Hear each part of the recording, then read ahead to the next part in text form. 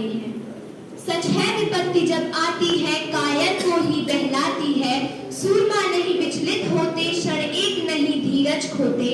सूरमा नहीं विचलित होते क्षण एक नहीं धीरज खोते। विघ्नों को गले लगाते हैं कांटों में राह बनाते हैं, कांटों में राह बनाते हैं।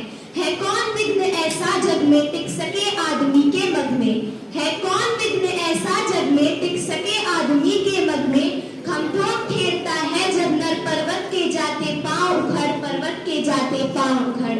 मानव जब जोर लगाता है पत्थर पानी बन जाता है, पत्थर पानी बन जाता है। गुड़बड़े एक से एक प्रखर है छिपे मानवों के भीतर।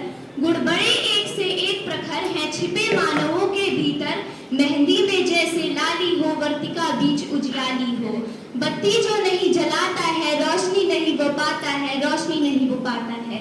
धन्यवाद एवं जय हिंद। मैं कक्षा 11 बता विद्यार्थी आशीष वर्मा आपके समक्ष इस कवि सम्मेलन में उपस्थित हूँ। मेरा निश्चल निष्कपट निस्वार्थ भाव से, निश्चल निष्कपट निस्वार्थ भाव से वो अपना स्नेह जुटाती है। मेरे जीवन का आधार वही, मेरे जीवन का आधार वही माँ की ममता कहलाती है, माँ की ममता कहलाती है। हासिल जो किया मैंने अब तक आशीर्वाद से तेरे हो पाया। मेरे जीवन के कठिन क्षणों में माँ की ममता का था साया, माँ की ममता का था साया। जो भूल गया माँ की ममता वो संतान नहीं कहलाता। जो भूल गया माँ की ममता वो संतान नहीं कहलाता। क्या माँ का मोल है संसार में वो ईश्वर भी नहीं बतला सकता। क्या मोल है माँ का संसार में वो ईश्वर भी नहीं बतला सकता। माँ ममता का वो सागर है, माँ ममता का वो सागर है जिसके लिए मैं प्यासा हूँ, जिसके लिए मैं प्यासा हूँ। मैंने ईश्वर को प्रत्यक्ष रूप से अपने माँ के अंदर ही पाया हूँ, अपने माँ के अंदर ही पाया हूँ। अंत में अपनी वाणी को विराम देते हुए यही कहना चाहूंगा, मुश्किल आ गई उस बंटवारे के किस्से में, मुश्किल आ गई उस बंटवारे के किस्से में। जब माँ ने पूछा बेटा मैं हूँ किसके हिस्से में, जब माँ ने पूछा बेटा मैं हूँ किसके हिस्से में। धन्यवाद। और मेरा शीर्षक है लक्ष्मीबाई की जीवन की आखिरी अध्याय। ओ घोड़े समर भवानी के लक्ष्मीबाई, ओ घोड़े समर भवानी के लक्ष्मीबाई मर्दानी के। तू चूक गया लिखते लिखते कुछ पन्ने अमर कहानी के। ओ घोड़े समर भवानी के लक्ष्मीबाई मर्दानी के। तू चूक गया लिखते लिखते कुछ पन्ने अमर कहानी के। तू एक उछाल मकबरता नाले के पार उतर जाता। घोड़े बस इतना कर जाता चाहे अगले पल मर जाता। ओ घोड़े समर भवानी के लक्ष्मीबाई मर्दानी के। क्या उस दिन तेरी काठी पर असवार सिर्फ महारानी थी। क्या उस दिन तेरी काठी पर असवार सिर्फ महारानी थी। क्या अपना बेटा लिए पीठ पर केवल झांसी की रानी थी। घोड़े तू शायद भूल गया भावी इतिहास पीठ पर था। घोड़े तू शायद भूल गया भावी इतिहास पीठ पर था। ए अश्व का समझा होता भारत का भाग्य पीठ पर था। ए अश्व समझा होता भारत का भाग्य पीठ पर था। सरकार क्रांति सचमुच उस दिन तुझ पर कर रही सवारी थी। ए अश्व का समझा होता ये घड़ी युगों पर भारी थी। ए अश्व का समझा होता ये घड़ी युगों पर भारी थी। तेरे उस एक फैसले से भारत का भाग्य बदल जाता। घोड़े बस इतना कर जाता, नाले के पार उतर जाता, चाहे अगले पल मर जाता। ओ घोड़े समर भवानी के। हे अश्व काश उस दिन तूने चेतक को याद किया होता। हे अश्व काश उस दिन तूने चेतक को याद किया होता और नाले पर ठिठके पांव में थोड़ा उमाड़ भरा होता। चेतक भी यूं ही ठिठका था, चेतक भी यूं ही ठिठका था। राणा सरदार पीठ पर था लहू लुहान थका हारा मेवाड़ी दाज पीठ पर था। लेकिन अंतर क्या था। लेकिन नाले के पार कूदने तक चेतक ने सांस नहीं तोड़ी और स्वामी का साथ नहीं छोड़ा। मेवाड़ी आन नहीं तोड़ी, मेवाड़ी आन नहीं तोड़ी। भूचाल चाल में भर लेता, भूचाल चाल में भर लेता। तरफ ना नाम अमर जाता, चाहे अगले पल मर जाता। ओ घोड़े समर भवानी के लक्ष्मीबाई मर्दानी के। जो होना था हो गया मगर, जो होना था हो गया मगर। वो कसक आज तक मन में है, वो कसक आज तक मन में है। जो होना था हो गया मगर वो कसक आज तक मन में है। तेरी उस हिचकन हिचकन की वो चुभन आज तक मन में है, वो हिचकन हिचकन की चुभन आज तक मन में है।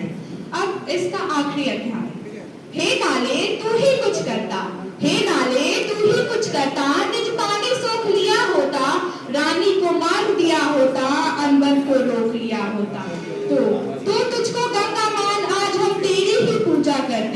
तो तुझको गंगा मान आज हम तेरी ही पूजा करते, तेरे जल के छींटे लेकर हम अपने तन पावन करते, हम अपने तन पावन करते।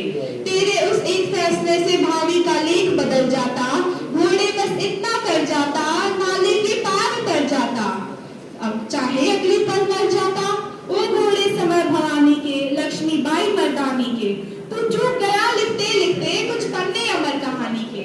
धन्यवाद। में हुआ था। उन्होंने लगभग 300 से भी अधिक कहानियां लिखी थी और उनकी मुख्य रचनाएं थी जैसे गबन, गोदान, प्रॉपन, बुलबुला आदि। और आज मैं अथर्व मिश्रा, कक्षा 7 का छात्र, आप सभी के समक्ष मुंशी प्रेमचंद जी के जयंती के इस पावन अवसर पर एक कविता जो हिंदू और मुसलमान को जोड़े रखती है वो प्रस्तुत करने जा रहा हूँ। मंदिर में दाना चुगकर चिड़िया, मंदिर में दाना चुगकर चिड़िया मस्जिद में पानी पीती है। मंदिर में दाना चुगकर चिड़िया मस्जिद में पानी पीती है। मैंने सुना है राधा की चुनरी कोई सलमा बेगम सीती है। एक रफी था महफिल में, रघुपति राघव गाता था, एक प्रेमचंद बच्चों को ईदगाह सुनाता था। कभी कन्हैया की महिमा गाता रसखान सुनाई देता है, औरों को दिखते होंगे हिंदू और मुसलमान, मुझे तो हर शख्स के भीतर इंसान दिखाई देता है।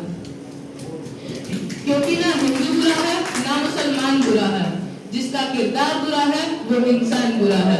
धन्यवाद एवं जय हिंद।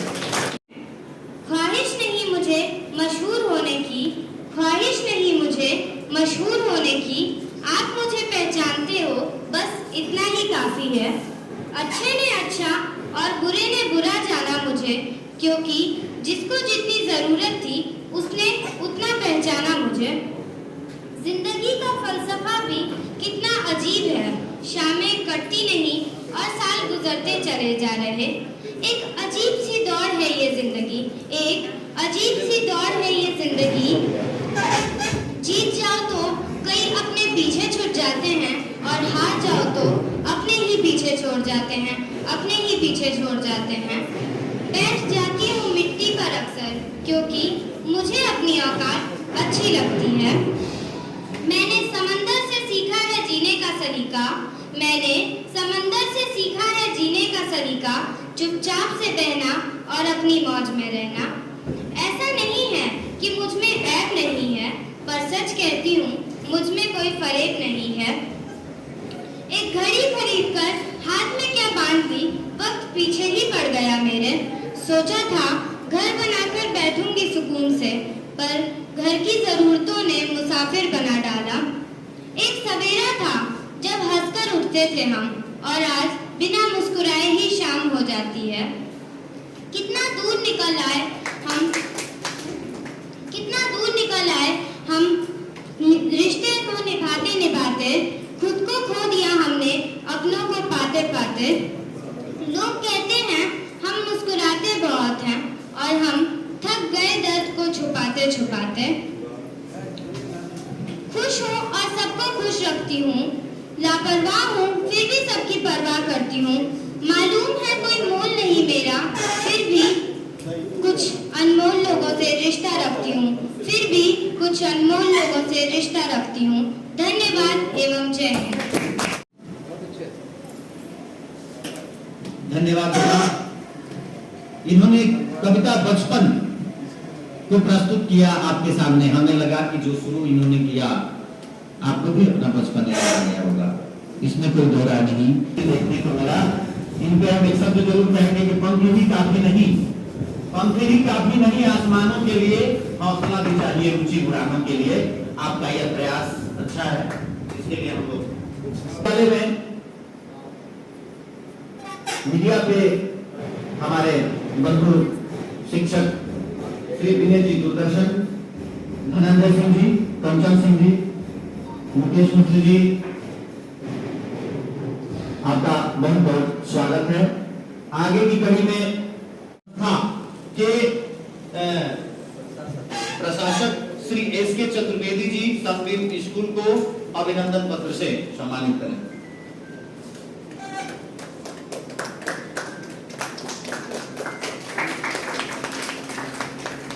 और अत्यंत